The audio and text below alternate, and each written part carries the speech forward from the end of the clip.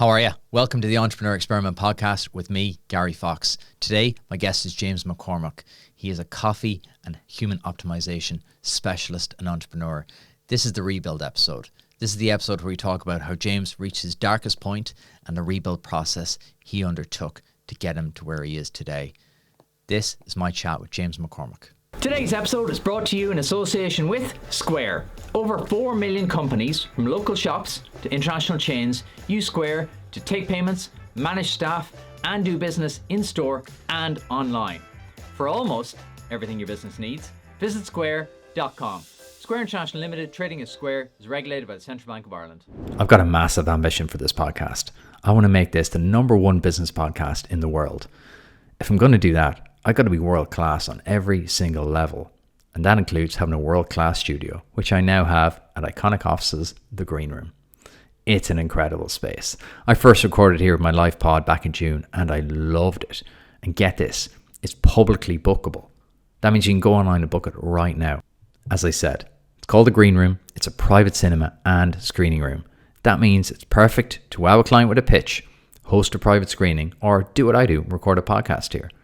So, as I record here, and as you know, I'm a member of Iconic Offices, I've got the team at Iconic Offices to hook us up with a number of exclusive complimentary office trials and discounts for my audience for booking this exact space. No catches. Simply go to the web link in the description, grab the offer that works best for you. Thanks, Iconic Offices. The Wealth Summit is on the RDS on November 15th. It's for entrepreneurs, business owners, and those that aspire to be. If you're at the startup, scale-up, or sell-up stage of the entrepreneurial journey, then the Wealth Summit is for you.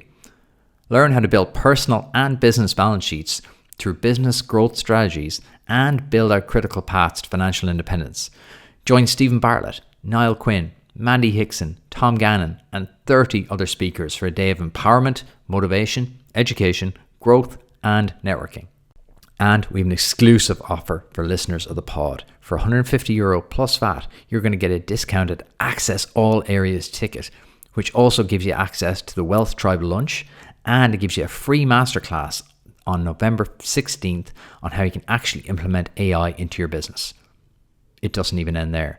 The first 10 people to sign up by September 15th will get a ticket to the 10X Growth Camp in Luttrell Castle on September 29th, where you'll deep dive into business growth strategies, financial growth strategies, and AI implementation for growth. So click the link below to avail of this incredible offer. James, welcome to the pod. Gary, thank you very much for having me. Again. Well, 16th of July, 2019. That is the first date you're on the pod. Episode 20. I was one of the original. You believed in me when no one else did, baby. That was a special time because like a lot has happened since then. Like E20, that kind of is kind of blowing my mind. We only just learned that a couple of minutes ago. Like next week, I think you'll be episode EE303 maybe. That's unreal, and I'm glad I'm still around to be interviewed on it. You're still around. You've done a lot since then. So I want to just give people, because a lot of people probably are new listeners, I want to give people kind of an overview of who you are and what you do. So give me that kind of like 30-second overview. You do a lot, so it might take longer than 30 seconds. Yeah, my name is James McCormack. I have multiple different companies all in the coffee sector or the coffee space ultimately. So I've Dublin Barista School. I founded it in 2011, and that's all about barista training. So we will train about 20,000 people plus per year at the moment, and that's all about getting people with no skills and getting them into the hospitality sector to work. Oftentimes it's their first job. Oftentimes it's getting people off the live register. So that's a business that I've been doing for a long, long time, and it grows steadily every year, and it has been for the last number of years. I have a similar company in the United Arab Emirates operating out of Abu Dhabi. So we do very similar barista training down there. We started that last year, so that's still basically at a seed level, and we're trying to develop and grow it. And outside of the barista training, we have a direct-to-consumer e-com business, which is called OYL, or Optimize Your Life, and we do mushroom coffee in pods and in bags that we sell to people directly through our Shopify website. And finally, we have a separate coffee business that's just a straight up coffee truck, and we sell coffee and acai bowls and stuff like that, and that's called Saints and Sinners, and that's a project I got involved in this year as well, in 2023. So everything I do is under the umbrella of coffee, but really excited to learn and grow and develop all the different various aspects of what we do, and that's kind of what the focus is all the time, is just trying to improve them and get them more profitable and get them developed, and hopefully none of them see bad days, but so far so good. It's funny. Like, I preparing for this interview, I was like, this is either going to be extremely hard or extremely easy, because you're unlike any other guest I've ever had on, and the fact that I know you so well, I know your story so well, I almost feel part of it. And like, since 2019, we've essentially, I would almost view you as like a co-founder in the podcast, because like, we work together so closely, separately but closely. So we do these accountability sessions. I've talked about this a lot on the pod, where every quarter we sit down, we review whatever it is. We just did our one for Q3, Q4. We do like a day, half day session.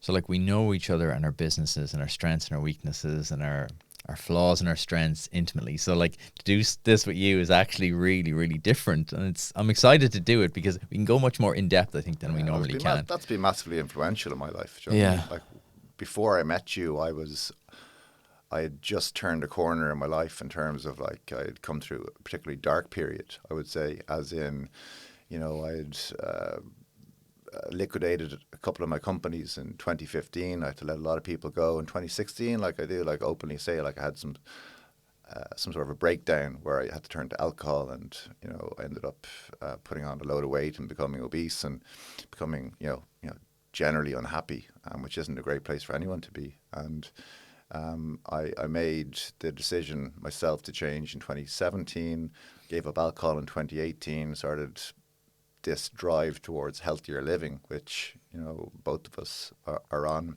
And then, so when I met you in 2019, I was like euphoric, like you were so focused. Yeah.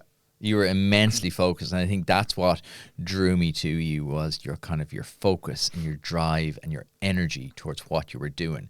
You were on a mission and you were just going for it. And I think that's one of the first times I've met someone going, he speaks my language. And he speaks the language I want to speak. I think I saw in you the things that I wanted to do and the things that I was trying to do. And like, it's hard to do it on your own, especially as an entrepreneur. It's hard to run businesses on your own, but it's also hard to then fundamentally change your life, which you were doing.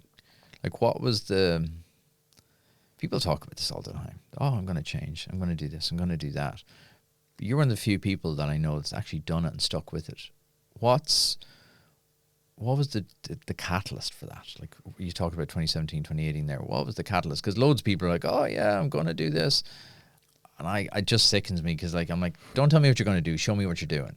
I think the big part of it was the self-awareness piece, kind of something I noticed. I saw myself in a mirror, and I didn't like what I saw. I remember very, very vividly the moment that happened. It was 2017 in Spain with my family. My two young kids. So Sally was only 2 at that stage, and Charlie was about 3. And we were doing a family selfie, and I took it, and I looked at the selfie later, and I was like, who is that guy in the picture? I was like, that's not me. It's just this obese guy. And having the 2 kids on your shoulder, like, it's like, that's what you live for. And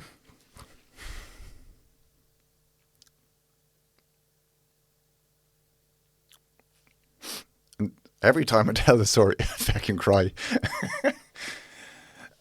Because it means so much to me. And it meant so much to me at the moment. And they mean so much to me that I was letting them down.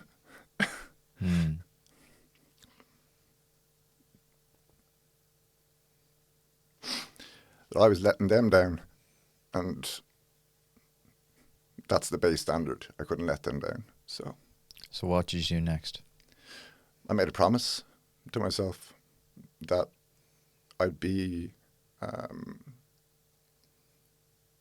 their role model of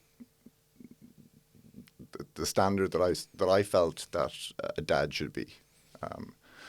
And that was way higher than I was at the moment, but I was 125 kilos, which, if that means to anybody, it's very heavy. I was drinking nearly every day, mostly not aggressive drinking, but mostly just to forget about the anxiety that I had about failure, probably in business, and letting everyone down, and I just made a promise to myself that I would be a better dad to them. Obviously, that has a knock-on effect to being a better husband to Linda, being a better leader in business, and then being a valuable friend to people.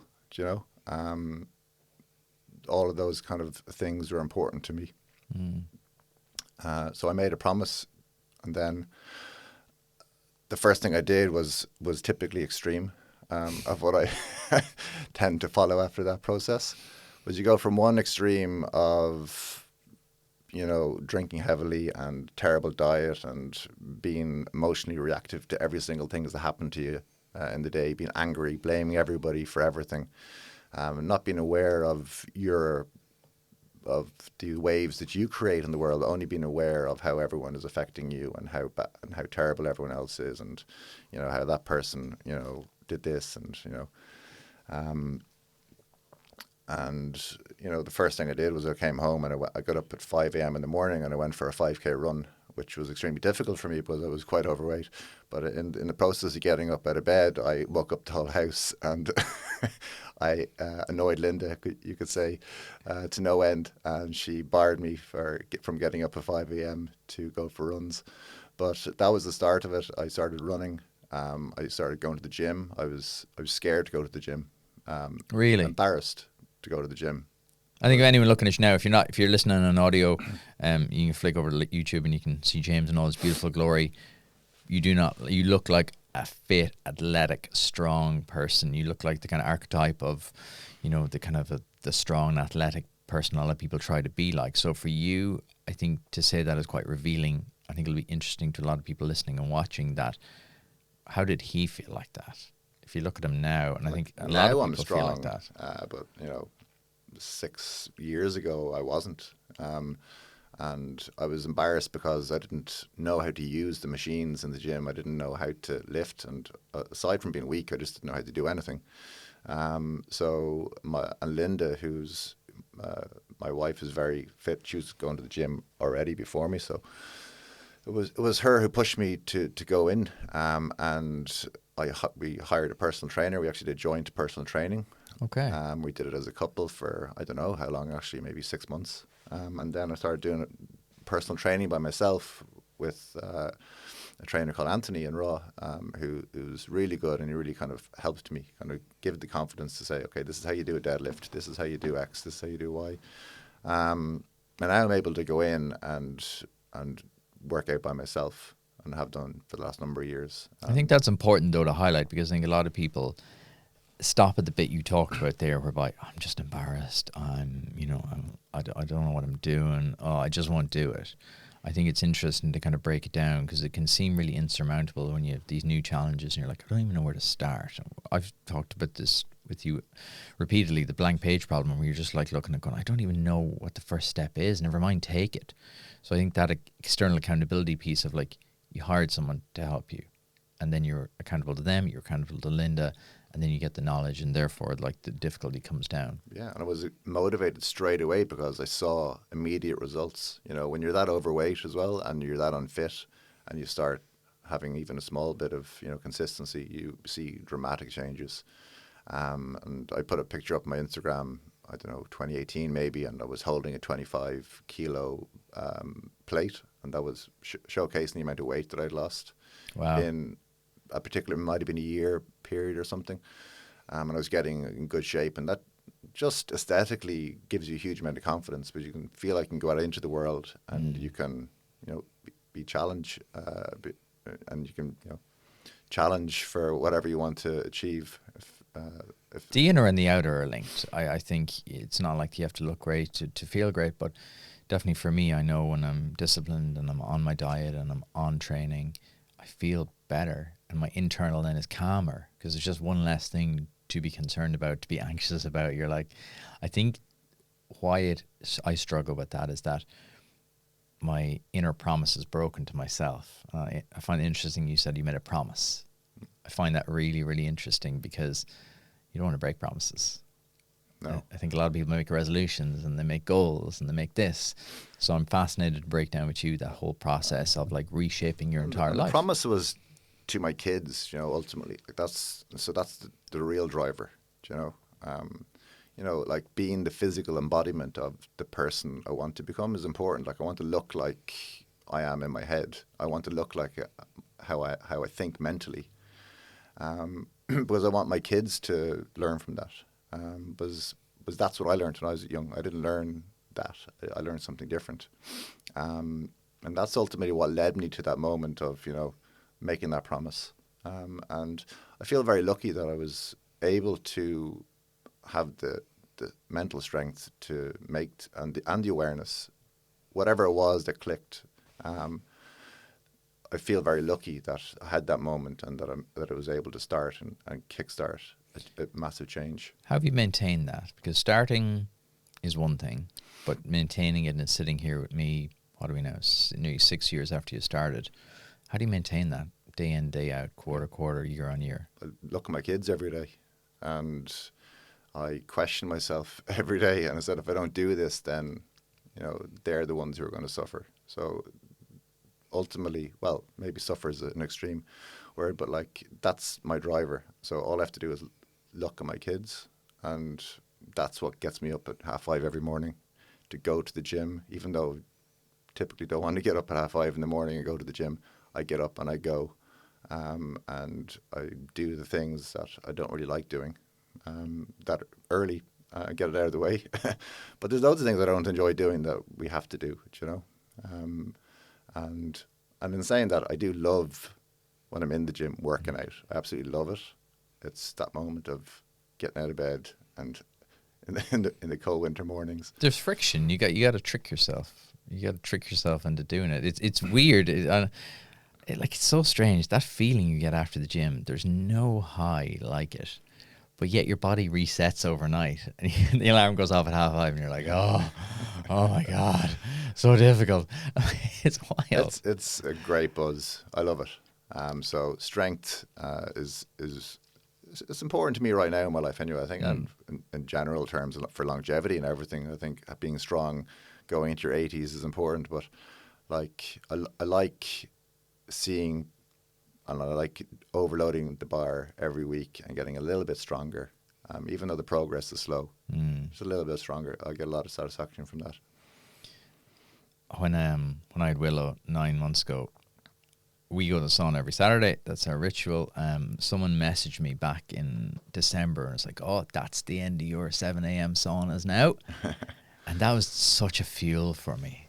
And I think about that all the time. If I'm ever thinking about skipping a workout, I'm like, no, like this is the beginning of a new whole chapter. And since she's been born, my discipline, that's why I find it so interesting to dig into you about why and how you work, because the discipline I've had since having her it's unparalleled compared to anything I've ever had before in terms of my fitness and my health and my longevity and my mindset.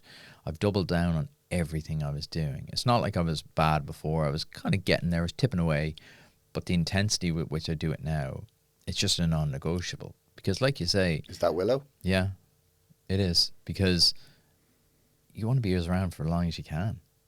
And I think so many people use their kids as an excuse and a crutch to not do the things to look after themselves. I ask you a question later, what do you believe that some people might find controversial and not agree with? That's what I believe. I think people use it as an excuse. Oh, I don't have the time. Well, you're not getting up at 5:30 though, are you?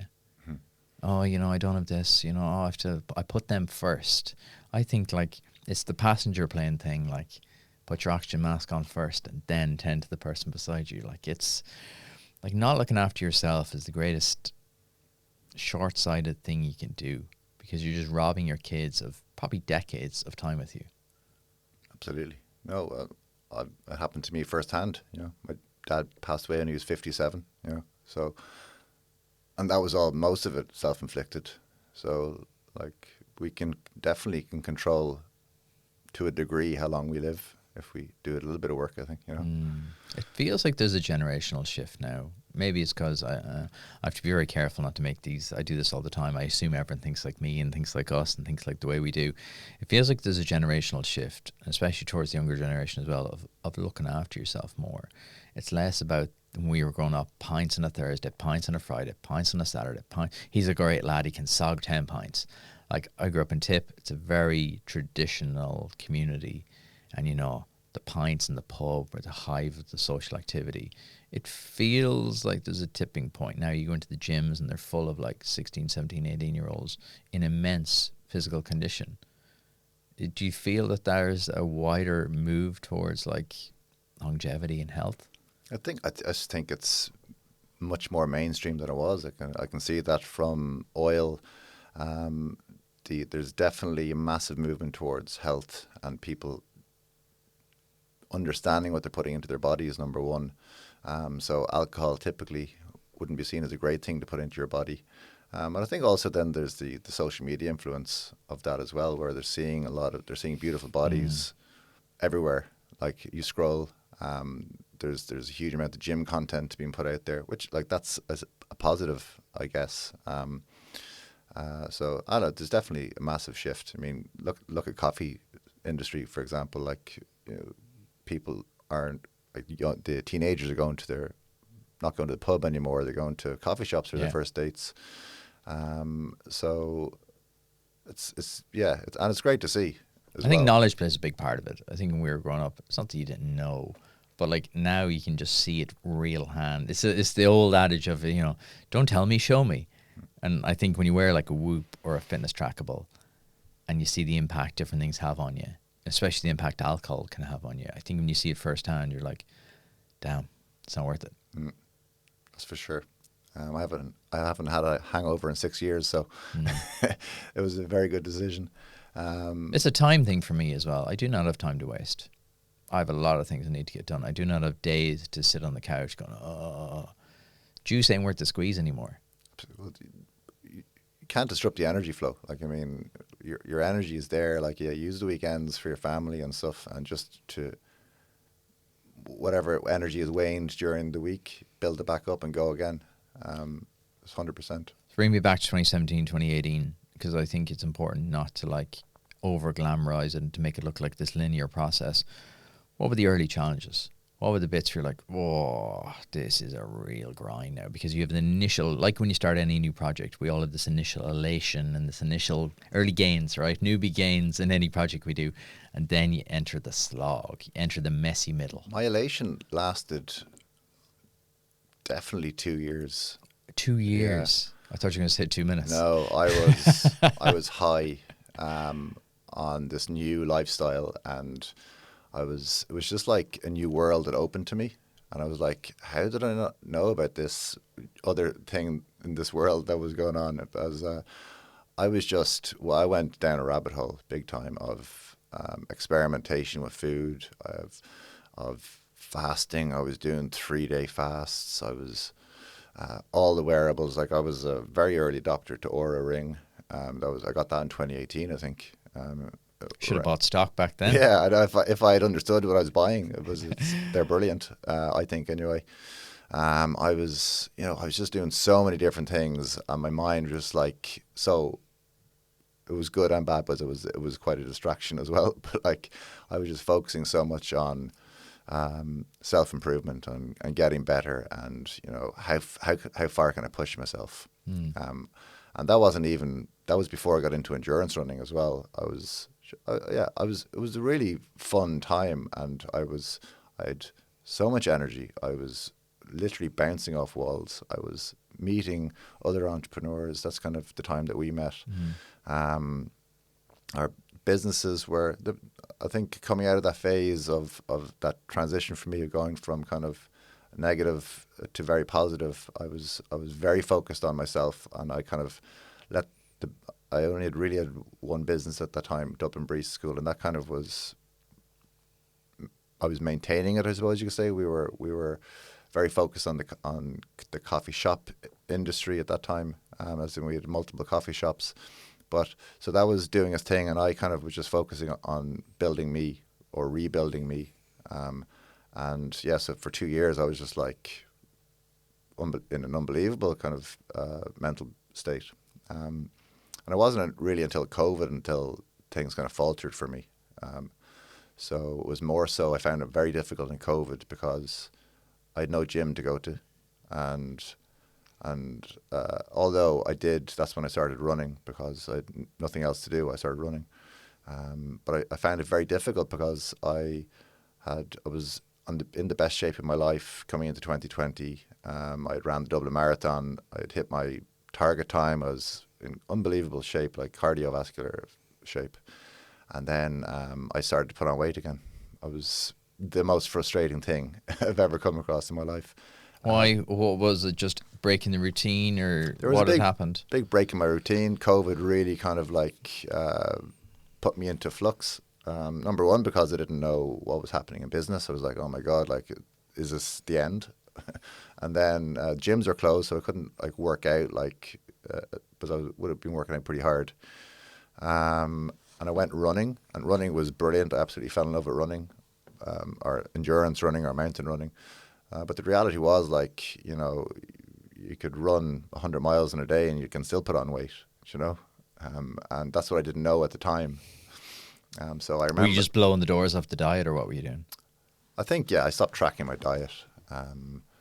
I got into a very negative mindset, if I'm looking back retrospectively, during COVID, because of all of the conspiracy theories, all of the, you know, blaming the government for the decision making, closing the businesses down, closing our business down, thinking that my future, all my hard work that I put in was gone.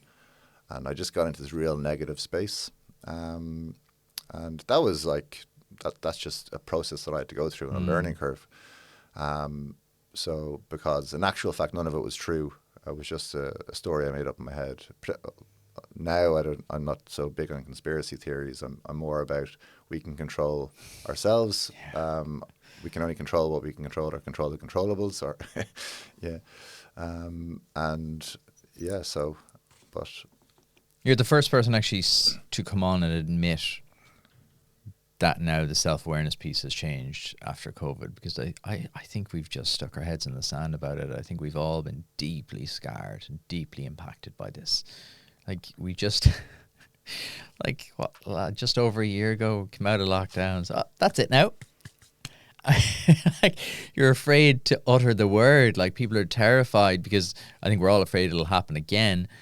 But I don't think we've dealt with it collectively. And I'm talking to entrepreneurs and business people all the time going, what are you seeing? What's happening? And no one bloody knows. But we're afraid to face up to it. And me and you had this conversation last week during an accountability session. You have to face up to things. In the past, I've ignored things. I've stuck my head in the sand. Sure, look. Didn't want to have a hard conversation. I think we're unwilling to have hard conversations with ourselves. So it's interesting to hear that your mindset has shifted since COVID.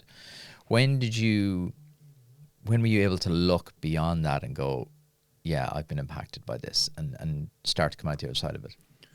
Yeah, well, it was very short. It was very short-lived, I would guess. And like, if it was April 2020, I'd say for about 6 months my head was all over the shop.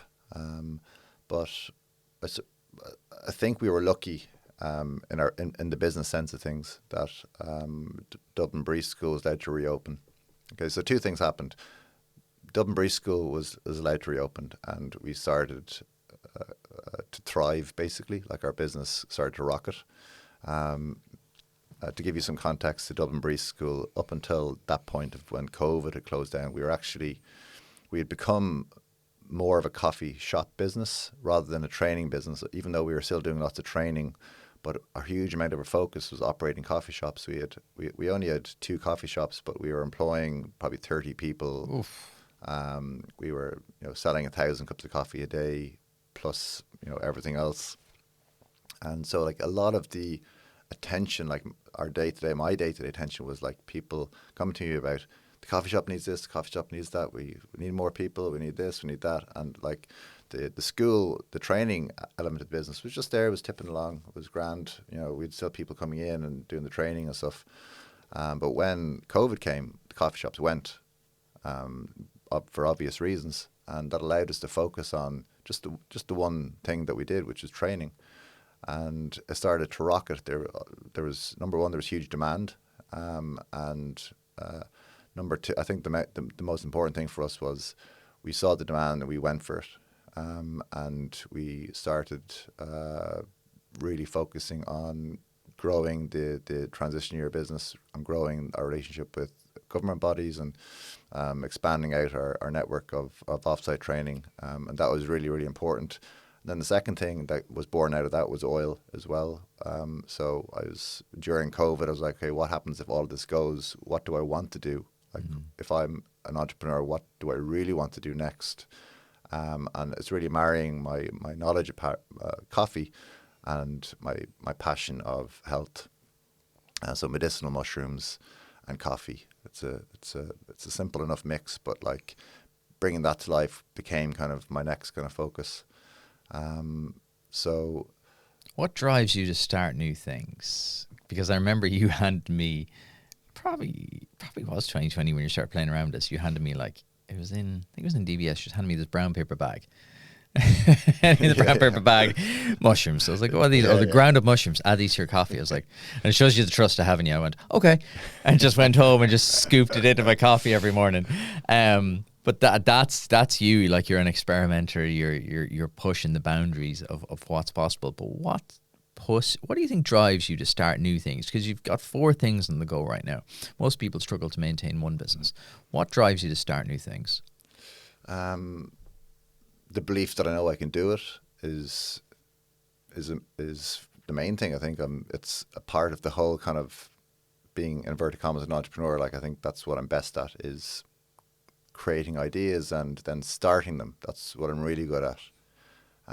Growing them and maintaining them, you know, that's a different skill set, and skill sets that I'm developing all the time. But like I think what I'm really good at is I see an opportunity, and I think the opportunity is good. Do a bit of research on the opportunity, and with mushroom coffee, I was already in that space personally as a general consumer. I was putting MCT oil in my coffee. I was mixing it with collagen. I was just doing loads of random different stuff, and I enjoyed that tinkering about.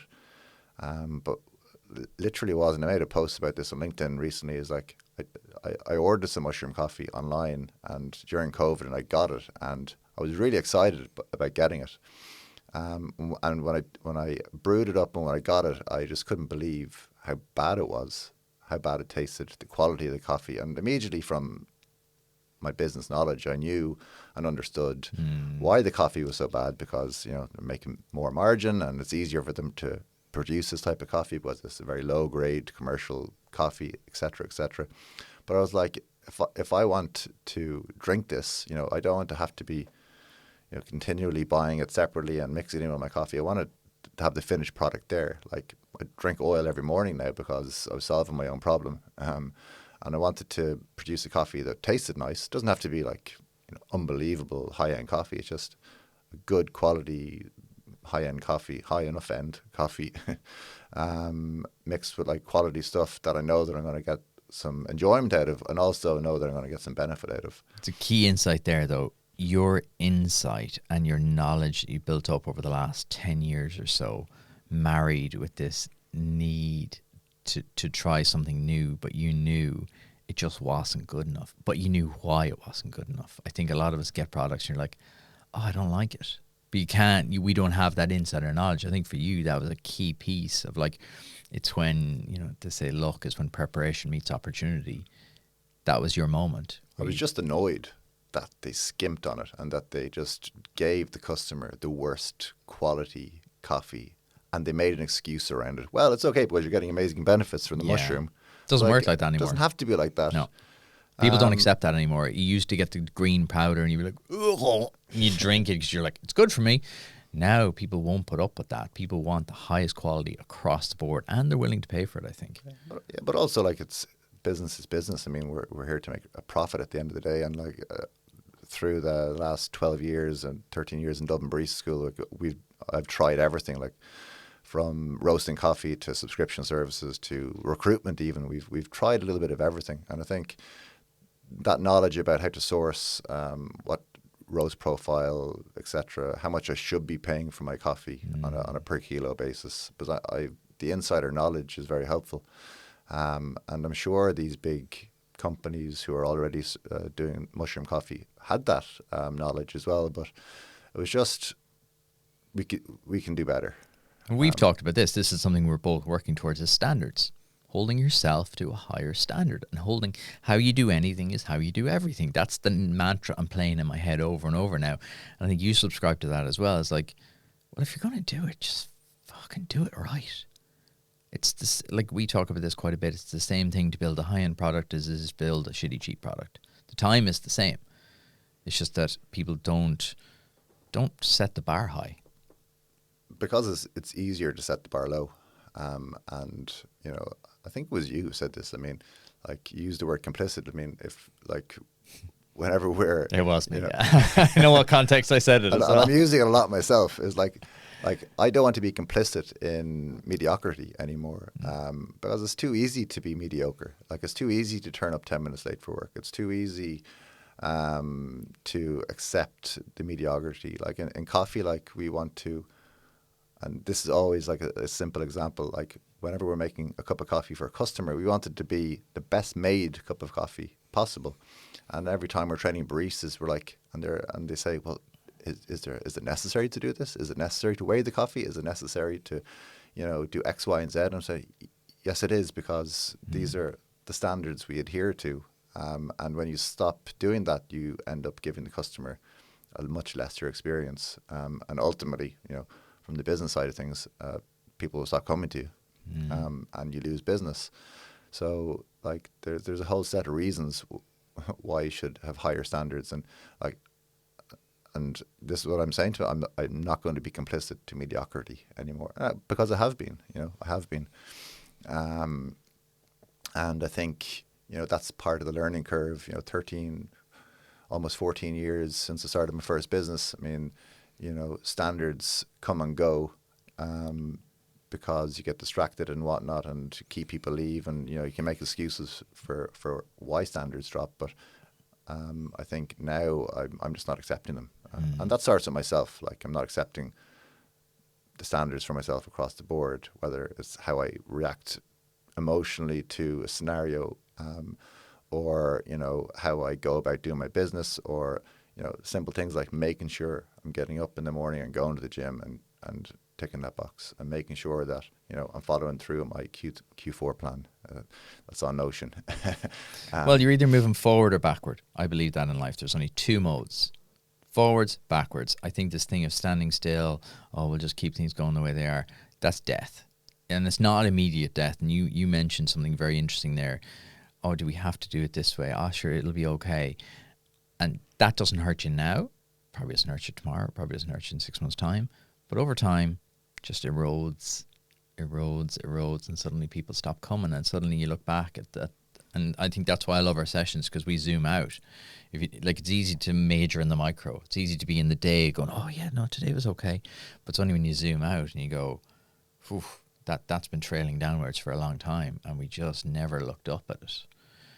How do you talked about belief there, and something I want to dig into, because it's something I've been working on a lot recently, is how do you maintain belief?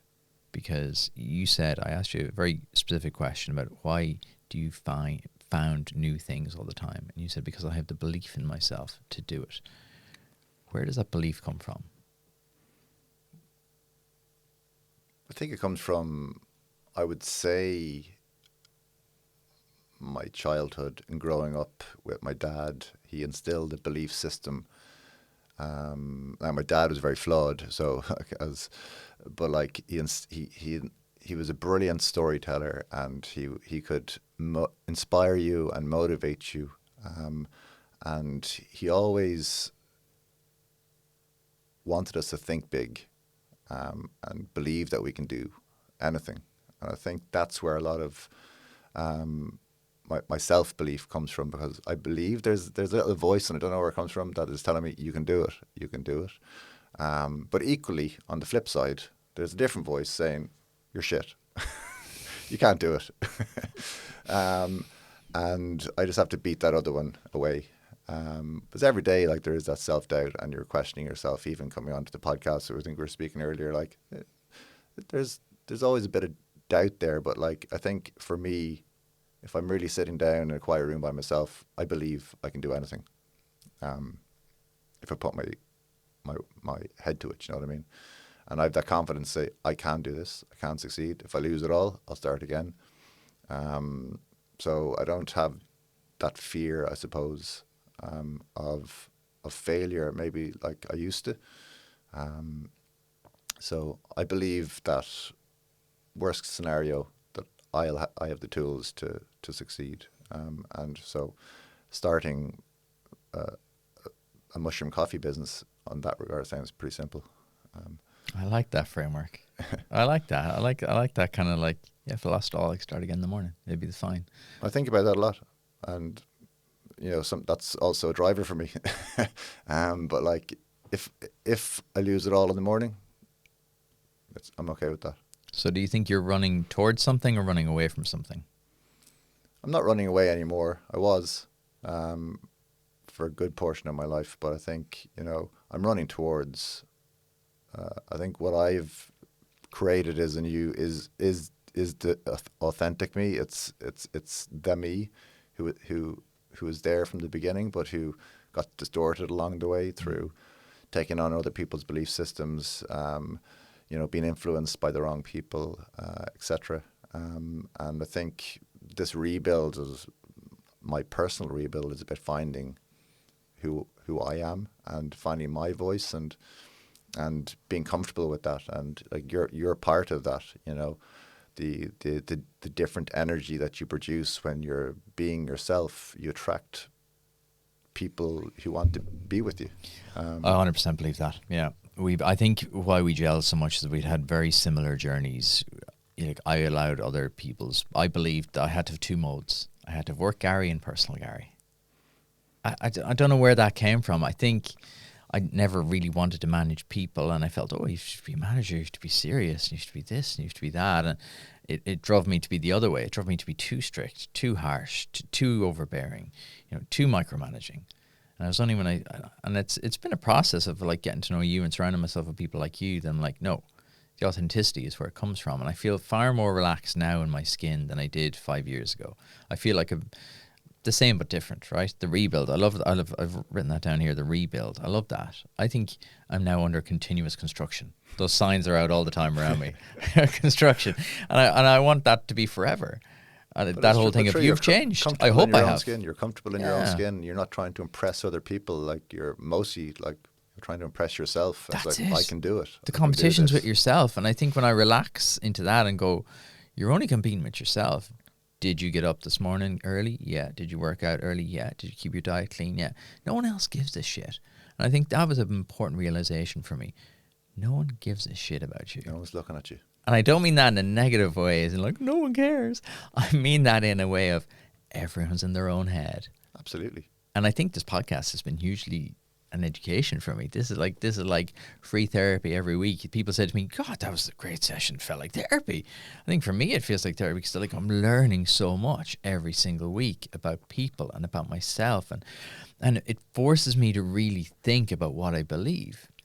Because if I'm coming on here today with you and going, oh yeah, no, you're right, James, yeah, I'm mad into fitness myself. And then next week I'm talking about Chinese and booze. And, you know, those who don't gel, you can't, like, those kind of flippy floppy people, like, just, they're on this week they're on this trend, and next week they're on that trend. And it just doesn't vibe with me anymore. Like, and I've dropped a lot of people from my life that just don't fit where I'm going. And that sounds kind of harsh. You're not accepting mediocrity, I guess, or you're not accepting that mediocrity, some along those lines. It's not an easy journey, though. It hasn't been an easy journey for me, and I know it definitely hasn't been an easy journey for you. You've talked about like building that self-belief. What are the kind of, not tools and tricks, because it's not really about tools and tricks. What have been the things that have helped you maintain that belief and build on it? Not just like, I got up today and I felt different. I always used to think, when I do this, when I get fit, when I, can do whatever, when I make money, when I have a business, when I have this. And then you reach them and you're like, oh, same old me, just different place. Like, it was only when I shifted that mentality of like, it's not it's every day. It's what am I doing today to build that narrative of myself? And exactly what you said there, like, it all starts with yourself. So how have you built it, but also maintained it, kept that belief? Because, your motivation goes up and down, your discipline goes up and down. So how have you stuck the course? Yeah, like for me, it's just I work on myself an awful lot, and I get to know I know myself better and better every day. I'm getting to know myself better, and what I mean by that is like my self-awareness is getting better and better, and that's a big part of it. But also, I think on the practical level is that like I make quick decisions, and that can be good and bad. But if I see something isn't working, I change it very, very quickly. And I'm a little bit kind of ruthless in that regard, that whether it be in business or if it's something that's happening in my own personal life and it's not driving us forward or not moving us in the right direction, I'll make a decision to remove it, or I'll make a decision to improve it.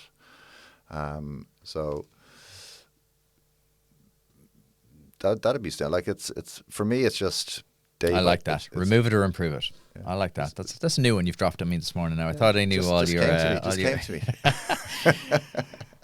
I don't know. Like, I mean, it's yourself. Like, every day is hard. Like, every day is a challenge. But like, if I look at, say, on the business side of it, like how has Dublin Barista School succeeded for 13 years?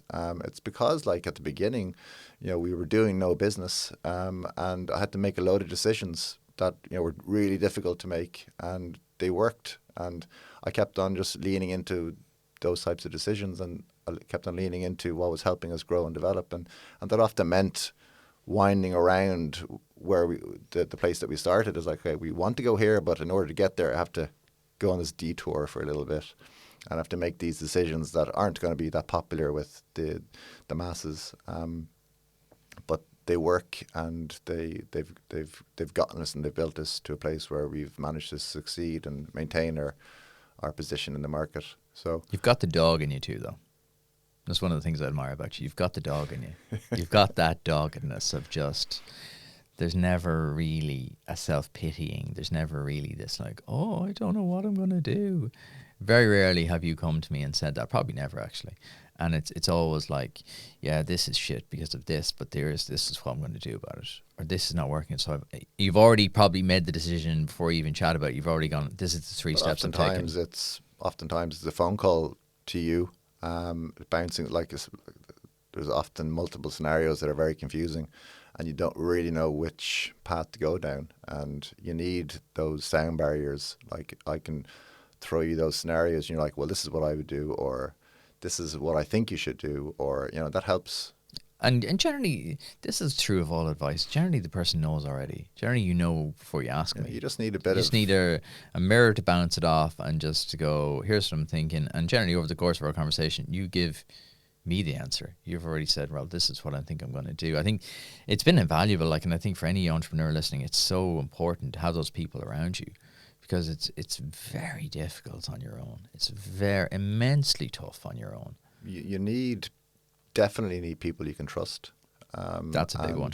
That's a big one. The longer I go through this process, and I'm open up to brand new experiences and brand new sectors and different businesses, I've always come back to, I'm only going to work with people I trust, or I'm only going to ask for the advice of people that I trust, because everyone has their agenda, and generally your success isn't part of their agenda. So it's how much money can I make out of this guy, or et cetera, et cetera.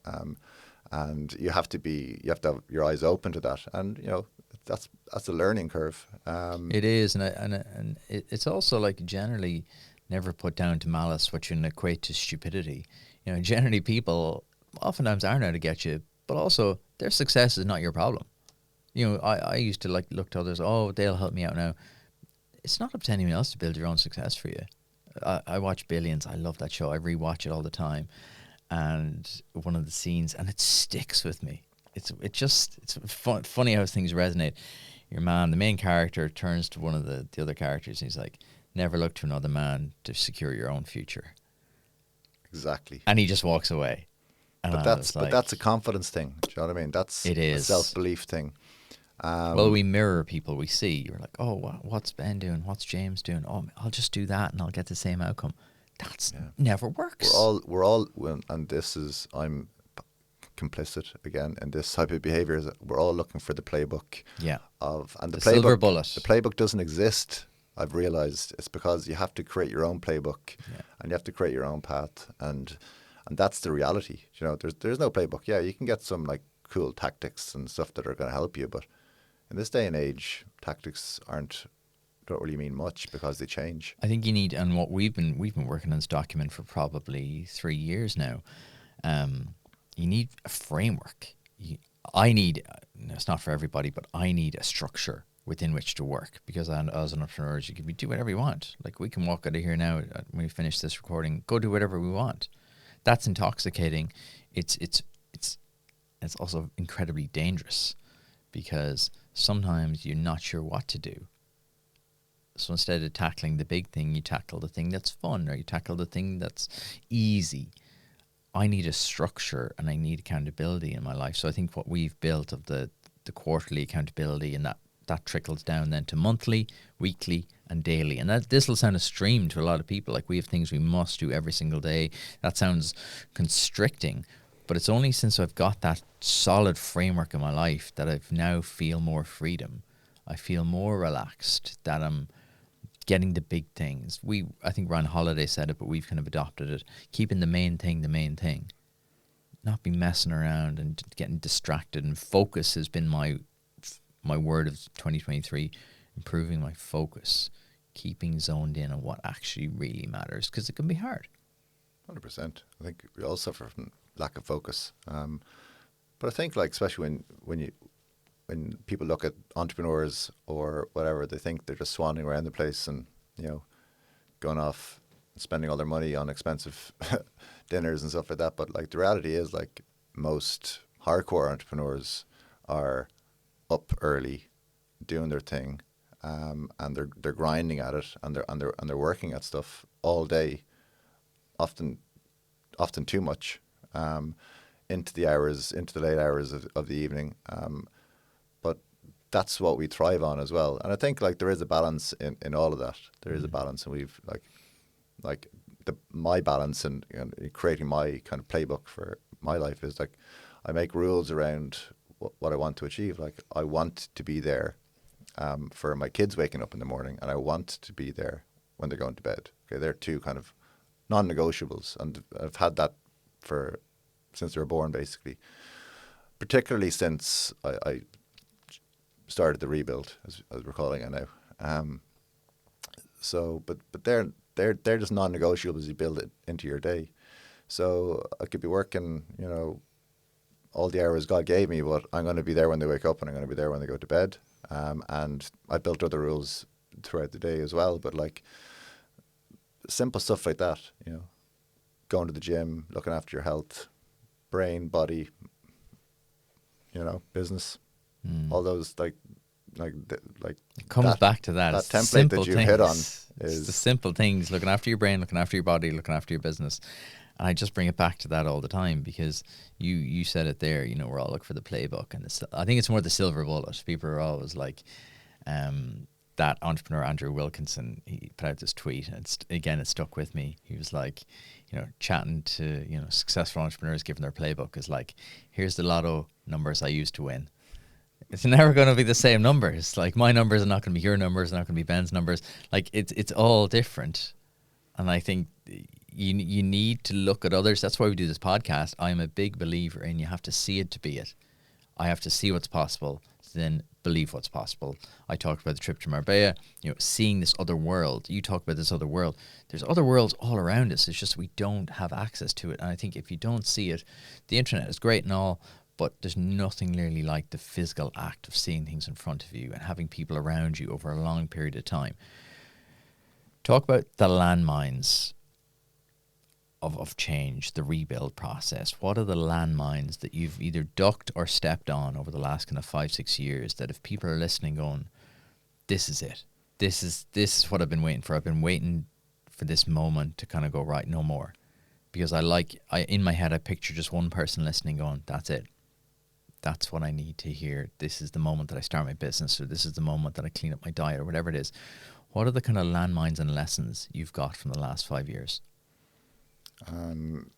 With regards to keeping on the straight and narrow, or the whole thing, the whole rebuild, the James 2.0, 3.0, 4.0.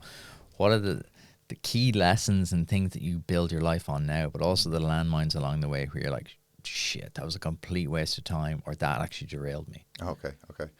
I focus a lot around planning, around seeing myself in the future, visualizing it, I suppose. But like setting simple enough goals and building my day around achieving those goals have been massive. I'd be maybe quite a lot of people. I struggle with discipline. I struggle with focus. So I'm very good at yo-yoing around the place. But building kind of that discipline. So I think like it's the operating system. I'm very simple operating system. And we have this on our Notion calendar, but like my business operating system, for example, is very, very simple. I use Google. I use Google Calendar.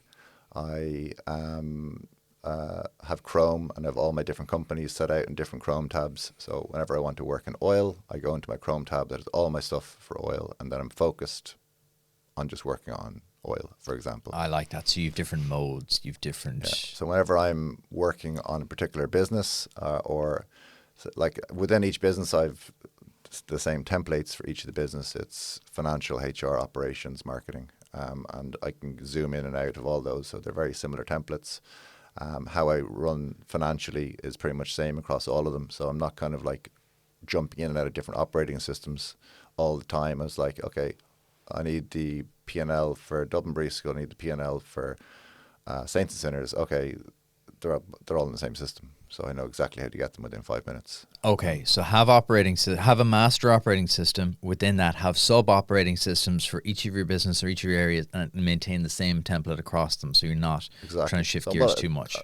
I'm just not like wasting time shifting in and out, signing in and out of stuff. I know where everything is. Okay, and boom, efficiency and flow. Okay, I like this. What else? Consistency of getting up at the same time every day.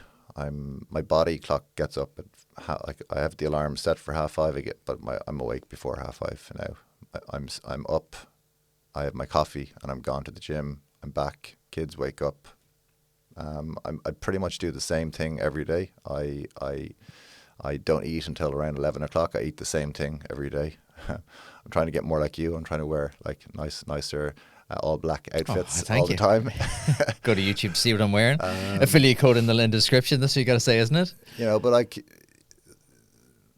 there's loads of things that I could do much better. Like I could have a cleaner diet. I could go into Dunnes Stores, the ordering system and order better food probably and stuff like that. But for the most part, my diet is pretty good. I have a window from 11 to 6 I eat, and I don't overconsume calories anymore. My 1 weak spot is sugar. But I haven't drank alcohol in almost 6 years. And if only I could have the same relationship with alcohol that I do with sugar, then I'd be. I think people will find that interesting because people will listen to that, and we forget, I think, sometimes how extreme that will sound to a lot of people. They're like, oh my God, he only eats between 11 and 6. I think to us that's become the default. I've started following that. I've learned a lot from you. I've started following intermittent fasting. I've started following a lot of the stuff that you follow. And I think you slide into such a discipline. But I find it interesting that you say, I wish I could have the same relationship with alcohol as I have with sugar. Why do you think that is? I ask myself that quite a lot, actually. Because people, I think, oh, when you do that, you just unlock the secret sauce. He's just now a disciplined dude, and you are. Because the reality is, I think that, there needs to be sustainability about what we do. And like for me, I like to kick back, watch a movie and, have a bit of chocolate. But, it's like if I find my personality is if I have one little bit of chocolate, I want the whole packet. That's why I beat myself up about it. And that's when I'm berating myself for eating too much chocolate, or, this is why you're not losing as much body fat as you should be losing. And I'm probably being a bit too hard on myself, but I think we're both still trying to find that balance. I think we're both trying to find that balance between extreme discipline and normal life. I don't want a normal life. I should specify that. That's another thing I don't believe. I don't ever want a normal life, but trying to find a balance. But I think I've now developed a healthy balance. It's in like I now replace it with other things. I now replace the things that I once. I'm very similar to you. I wouldn't have one square Yorkie. I'd have the whole thing, and then I'd have another one as well. I think sugar is. I think we underestimate how addictive it is as a substance. Absolutely, and like for alcohol, for me, was like dealing with anxiety and stress, stuff like that. So like, and maybe that's almost become a substitute for me for alcohol, like having that bit of chocolate, for example. But now, like right now, like I'm off it, for example. So I won't have chocolate during the week. I might have a bit on the weekend. I think that's where the balance comes from. Yes, absolutely. You have it as an outlet. Yeah, you definitely. Otherwise, it becomes too difficult, and you end up breaking. So, yeah, and I think the things that I've learned over the last 5 years is that I suppose what we're talking about now is having that balance in your life. Like I went from drinking a lot alcohol-wise and eating ridiculous amounts of unhealthy food and just, not having any really thought process about my health. And then going from the other extreme where I was doing like 100-kilometer endurance runs and just overtraining and over-pushing. And so like... But it's interesting that one side of that extreme is lauded and the other side of it is derided, because that's what society is, that's where society puts those two things. But the extreme running is just as bad as the extreme drinking, because you're just doing the same thing just in a different way. One addiction with another. Yeah. I think there's a great kind of like there's a big gulf opening up, I think, between kind of like extremes of like, extreme. Oh, look after yourself. Have the chocolate. Have an early night. Or no, have a late night. Stay up, watch Netflix. And then the people are running like 100 kilometers a week. It's trying to find somewhere. I'm more towards the 100 kilometers a week type of people, but trying to find somewhere that's you can do for the rest of your life. I don't want to do things for like 6 months anymore. I'm kind of past that stage of like, I'm going to do an extreme thing for 6 months and then I'll be happy. You're not, because it takes 6 months to get into anything. You're only just getting the groove. It's not sustainable either. And oftentimes now when you look at a lot of endurance runners, like most of them, a lot of the ones I see are overweight. Because they're not like, they don't have the balance in their fitness regimen. So they should be lifting a lot of weights, and they should also be running, and they should be doing mobility stuff. But the extreme guys are like, okay, I'm just running. That's it. That's all I'm doing. I just love to do X. Yeah, it comes back to the excuses thing we talked about earlier. I think sustainable high performance. That's what we've talked about a lot over the last kind of couple of years. High performance, but sustainable. Things you can do every single day. You talked about it a little bit earlier, the power of compounding. The compounding of the little things every day. But that's not sexy though. That's not going to be a clickbait title for this episode, right? James does the simple things well every day. Going to get a lot of clicks, that one. There is that kind of a narrative and mentality in the world of, you won't believe the 5 things he does to be super fit. There is that mentality, isn't there? Yeah, I think so. Like, I mean, like day to day, I mean, I would say that life is fairly mundane, as in like you need to get your stuff done. I mean, we're all doing stuff that we don't like doing, but then we have like amazingly interesting, exciting days, like when we're doing a podcast on the Entrepreneur Experiment. Look, What a time to be alive. Or when we're doing a trip somewhere, like there's always that balance. Yeah. But like, but yeah. So like, I mean, I don't really. What does success mean to you, James? I think it's going back to the very beginning of this podcast when I was welling up about my kids. Like I want to, like in 20, 30, 40 years time, I want my children to still look at me and see me as a really great role model for them, as I see a role model, and to make sure that I've given them all the tools to succeed and to be independent as they go out into the world. I think that's what success is for me, basically. And it's nothing got to do with business or... I think business really, for me, is about being independent and about making your own decisions and about carving your own way in the world. And that's what I want to teach my kids, ultimately, because I think they're massively important skills to learn going out there. And whether they don't ever go into entrepreneurship or not, that'll be up to them, because they'll have to make that decision themselves. But success is me giving them those tools to go out and for them to be able to make their own decisions, and to make great friends like I have done, and to be happy ultimately. So I like that. I think it's passing on that generational to the next generation. Yeah, not giving them the baggage, but giving them the tools. I like that. Not giving them that. This is what you need to do. I've said that to my wife. I was like, and very similar to what you've said there. I don't want to be like, okay, Willow, here's what you have to do. And then she looks at me and she's like, but Dad, you don't do that. I never want to be in that position. I think that's what pushes me so hard now, because I'm like, I never want to be like, you see this all the time. Like parents are trying to like undo the mistakes they've made to their kids. Instead of just undoing them now themselves. Oh, I want to give them everything I didn't have. You're like, well, you could start by sorting yourself out. So I always hold that in my mind of like, I picture Willow and she's like 10, 11, 12. And I'm like, okay, it's important to do this, important to do that. But you don't do that, Dad. That's my ultimate fear. Lead by example. 100%. Like, show them, don't tell them. But I'm still not great at that, because I still make Charlie's Weetabix every morning for him, and and I'm still doing a lot of stuff for them that they should be doing themselves. But again, they're kids as well. You have to have that balance, I think. Like, Willow's 9 months old. She can't do a whole lot yet for herself. So I'm going to show you how to make your breakfast now, and it's up to you to turn on the oven. You have to have a balance between, but it's just having those core systems and those core structures of like, 80-20 over time. Dad's there and he's showing up and he's showing me the things I want to do. You have a lot going on. What does the next kind of 12 months look like for you? What do you really want to like push towards in the next 12 months? And my main focus for next year is with oil.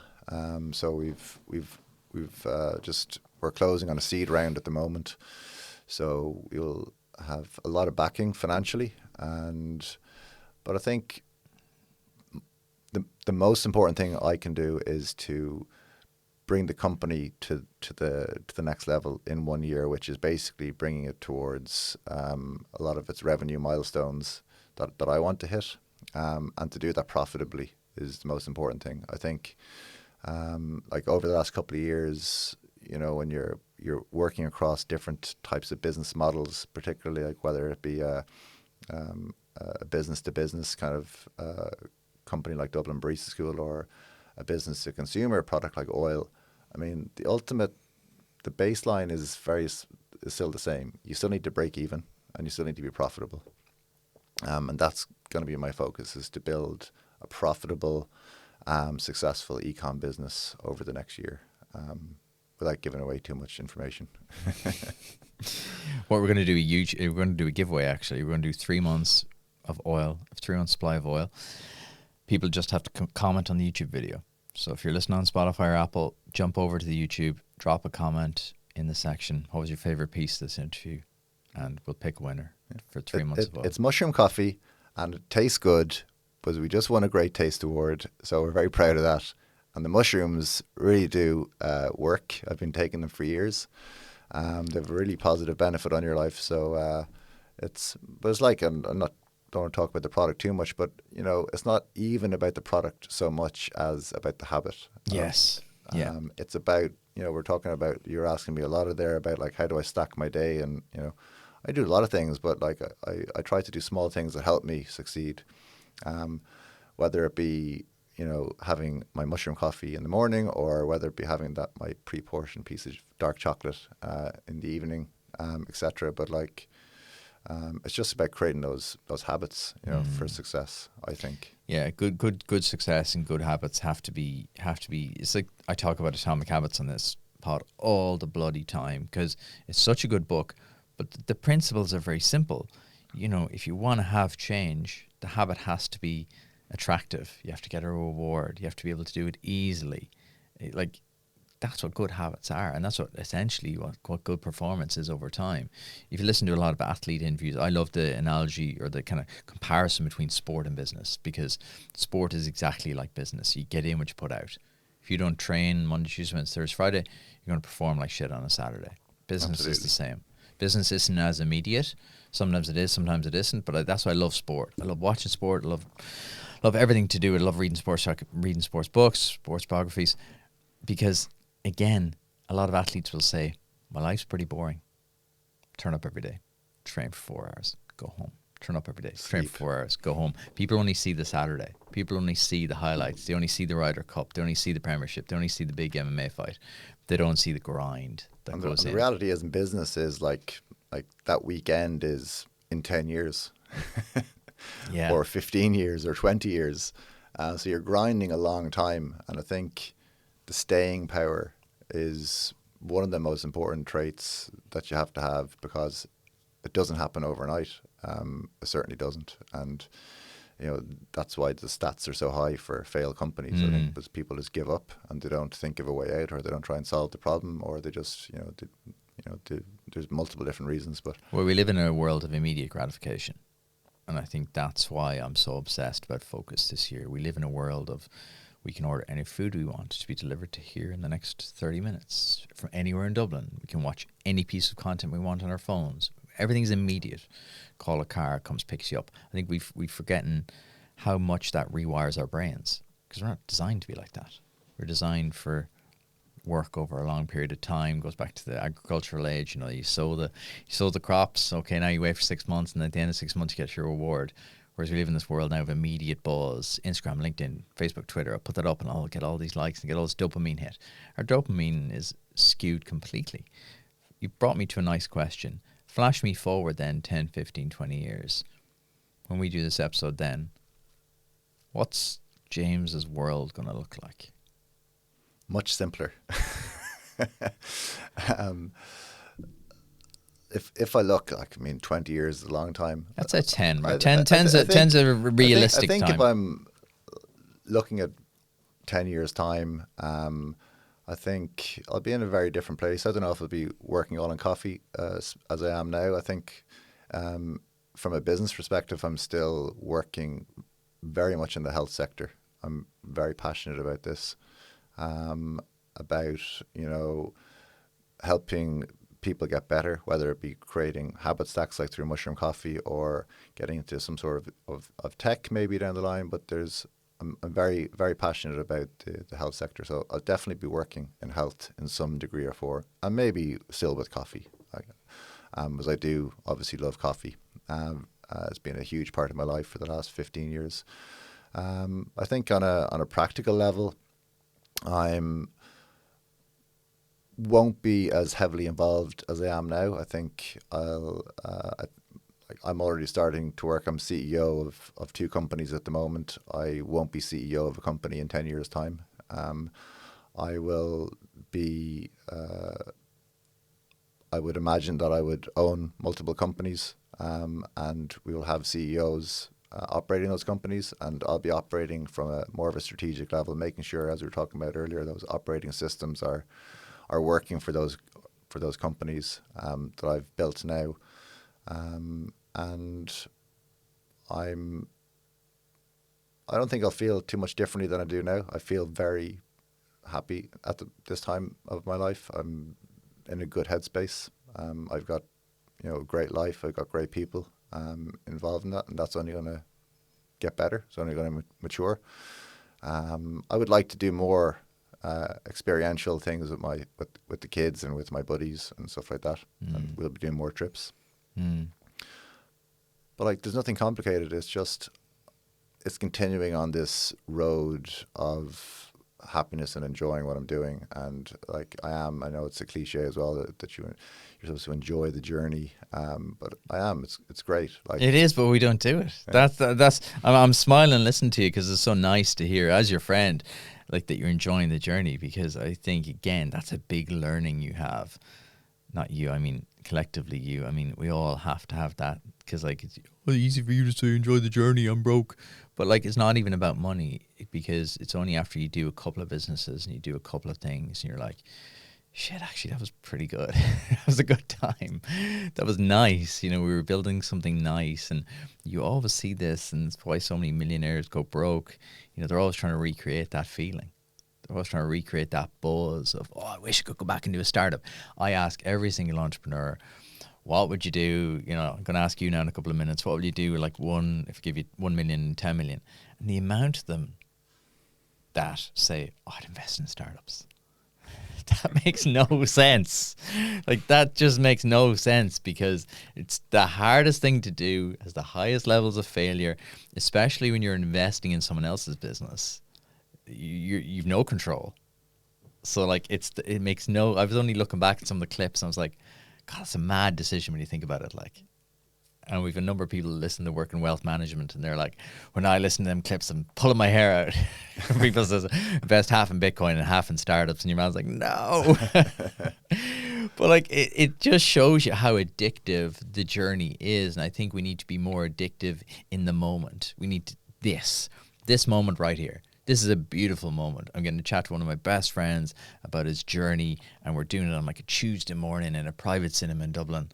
Life doesn't get much better. That's what it's all about, you know. Right? These moments, though. Yeah. And absolutely appreciate it. You know, I appreciate that we're able to do it, and appreciate that we've. But that's it. Created the opportunity for ourselves to be here.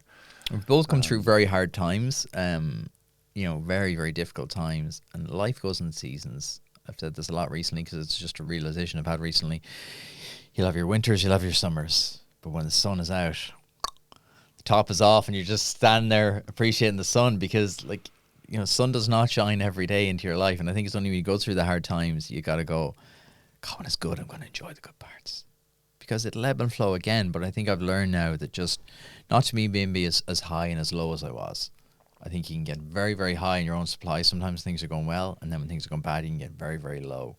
Absolutely. Yeah, 100%. It's a common theme with this chat is just consistency and balance, and, you know, and that's what's going to create the longevity and being able to stick at it for so long, I think. Just about to do a rapid fire round. Before we do that, tell everyone listening where they can learn more about your multiple empires. So go through the four of them there. Well, Dublin Barista School is based in Dublin City Centre. We're just on South Ann Street. That's where our head office is. But we're kind of nationwide in Ireland. We go travelling around different locations every single day. So you can pop in for a coffee on South Ann Street if you're about. Saints and Sinners is based in Mount Marion Community Centre, which is essentially, it's a very simple business. It's a coffee truck, but we do nice coffee. We do acai bowls and sandwiches and stuff like that. Lovely team up there. And the Barista Institute, which is connected to Dublin Barista School, separate companies, but same area. We're in Abu Dhabi, and we also work out of Dubai. So very similar to Dublin Barista School. There's no coffee shop, but we just do training with schools and for people looking to gain employment. And then OYL, OYL, which stands for Optimize Your Life, is our direct-to-consumer mushroom coffee business. So you can buy yourself, if you're not lucky enough to win our 3-month supply, drinkoil.com. And we're, as I said, we're just closing a seed round with that, and we're going to be making a lot of positive changes to the business over the next kind of 3 to 6 months and ongoing. Perfect. Right. Let's do a quick fire round. This is your quick fire round. This is scary. Well, you said you didn't want the questions, so here we go. We're going to do it live. What book would you recommend every entrepreneur must read? Oh, well, and I think it's going to be the same book as I gave you in episode 20, The Obstacle is the Way by Ryan Holiday. Mainly because it had such a positive influence on my life, and I'll stick with that one. It's brilliant. Highly recommend it. Big Ryan Holiday fanboy. What's something you didn't pay enough attention to early on that you had to learn the hard way? Detail. I, particularly working in hospitality, I didn't pay enough attention to detail, as in units of stock on your shelves. And that's a kind of a key success point in hospitality, particularly if I'm looking back at my own history. The devil is in the detail, and so is the profit. What have you sacrificed to achieve your success?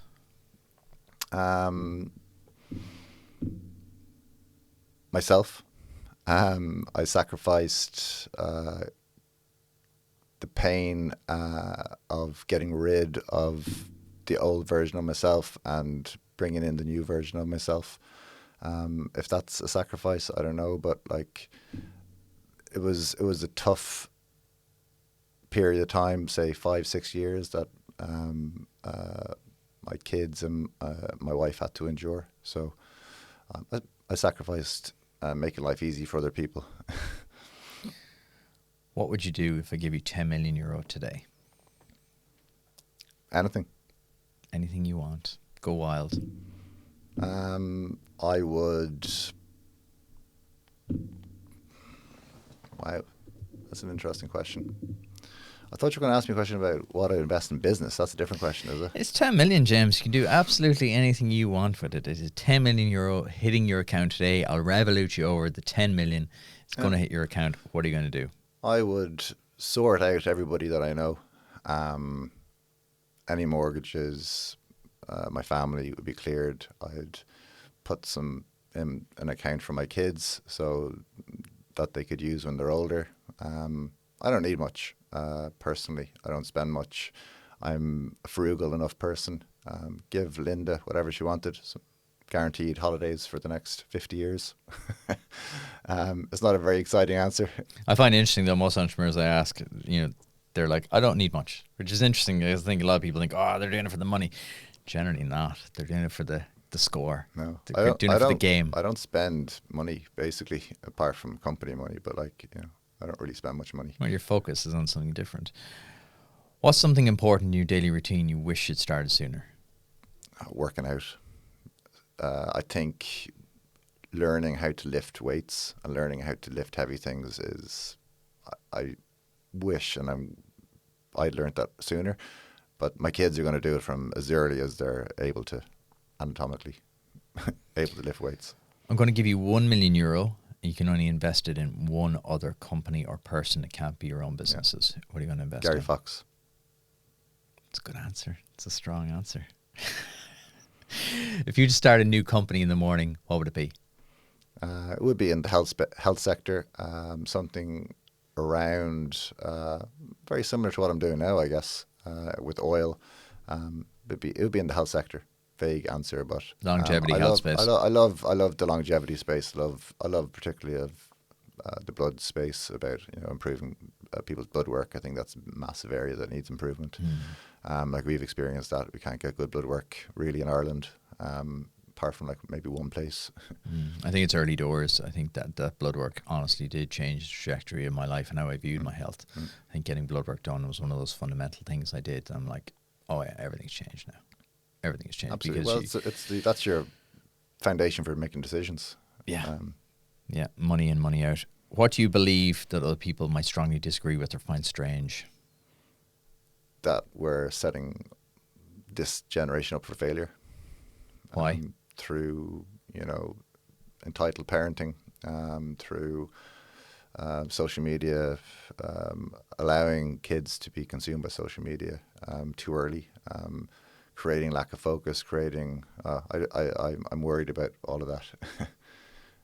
Maybe it's not controversial, but I think it's one of those things we're kind of sliding blissfully into without kind of really addressing. I see my kids watching YouTube shorts, and it's like I can see it in front of me. It's just like it's harming them.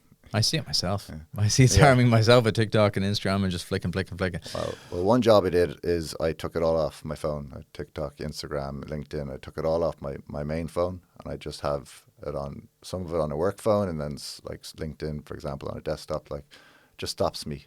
It's like taking the sugar out of your kitchen. Remove the temptation. Just removed it all out of there. It doesn't mean if I had it back on my phone I wouldn't be looking at it, because I would.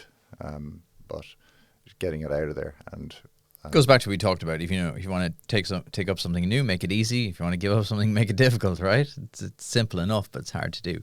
What's one thing you spend money on in your personal life that brings you immense happiness or joy? Going to the sauna every week. I would agree with that. It's not much money, but like I spend it consistently. The routine as well. I just love that routine of just, every Saturday you go and you're going to the sauna, the sea and the coffee, and it just sets you up. Yeah, it's just unbelievable. So, it's €10. You might spend €15 on a Saturday, but, you're not talking about big money, but the impact it has on your day is just... It's immense. Unbelievable. Yeah. What is your final piece of advice for every entrepreneur or aspiring entrepreneur listening? Just do it I think that's quite a common one, but like, just start and do it, and don't be afraid of it. It's the ultimate learning. That's all I can say. James, that was beautiful. I really enjoyed that. Thank you very much for joining us. Thank you. Made it all the way to the end. Click here to subscribe to the channel. Click here to listen to last week's interview. We do these interviews every single week, so hit subscribe. I'll see you in a few days.